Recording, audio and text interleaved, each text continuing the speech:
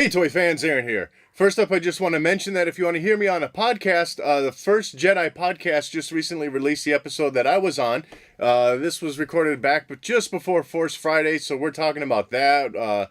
We chatted a little bit about a Padme Amidala figure from the Black Series line, 3 3/4 inch, that was released quite a few years ago. But anyways, if you want to take a listen to that, I'll put a link down below in the description so you can check that out. Today, though, on to one of my more recent finds, and that is the 6-inch Black Series Obi-Wan Kenobi Force Spirit.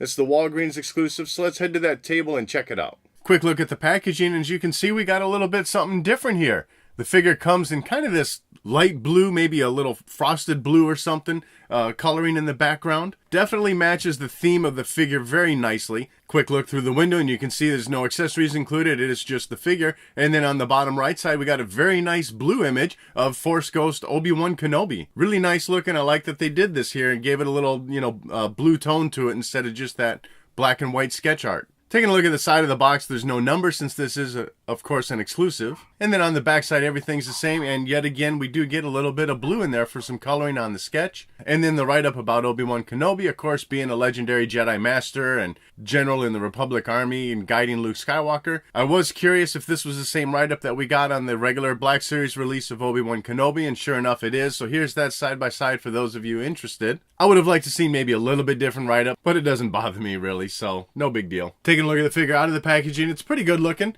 As far as the sculpt is concerned, it's nothing we haven't seen before. It's essentially just a repaint of the release we got on the red and black line, just a year or so ago. From the waist down, it's that translucent material. It's got a little bit of painting on it. And then on the bottom part of the arms, elbows to hands, it's translucent there as well with a little bit of painting up towards the elbow. But the upper part of the body and the head is all just regular solid plastic, just with a little bit of iridescent painting over it, which you also get on the rest of the body as well, as far as that iridescent paint. Just a little layer of that. Very nice looking though. Instead of that brown cloth robe, you do get a little purple tooling material.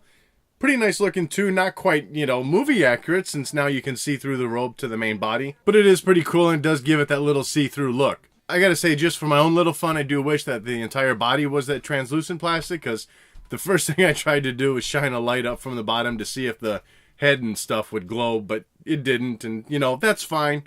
Doesn't change how I feel about the figure or anything. I was just really curious how it would look, and it's as I expected. So anyways, you do get a good paint job still on the head area and the eyes. That's all looking good. Main body, again, looking good here too. Get a little closer look at the arms. You can see how that little translucent material there at the bottom half of the sleeve and stuff and the painting is. Painting through the belt area is looking pretty good. Satchel, nice brown paint to it through the belt as well. A little bit of gold in that belt buckle, and of course you got his loop, but again, no included lightsaber. Maybe just a little bit of slop with that light tan over the edge of the belt, but that's really minor. And I do like the fade of that coloring into the blue translucent plastic there. It's a pretty nice paint job to it. And a quick look at the articulation. Of course, that head is on a ball and hinge joint, so good swiveling, and then you're able to bring that neck down as well. And for the shoulder area, both arms, of course, do go up, and then you get a good rotation out of that.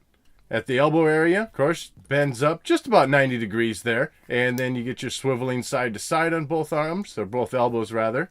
And for the hands, of course, both do spin around. And then your wrist movement is also side to side. It's a little tight on this one, so I'm not getting really any movement there, but it is there. But on this hand, you can see you get a little bit there, side to side. Waist area, swiveling here just above the belt, so good range. Not much of a bend to it, but definitely a swivel. And then at the leg area, same as the original release, you got a slit down the side of the robes. So you can bring those legs out if you wanted to. And of course, it does help opening up the legs a little bit there. And then at the top of the thigh, of course, you got your rotation there. Double joint at the knees. At the foot area, of course, you got your forward and back. Again, a little stiff on mine, but no big deal. So there's that. And then your rotation around there at the top of the foot. So overall, I do like the figure. I don't mind that it's a figure that we've already seen before, just with a little bit of a different paint job to it and different materials that the figure's molded out of. I certainly think it's a nice take on a Force Ghost figure.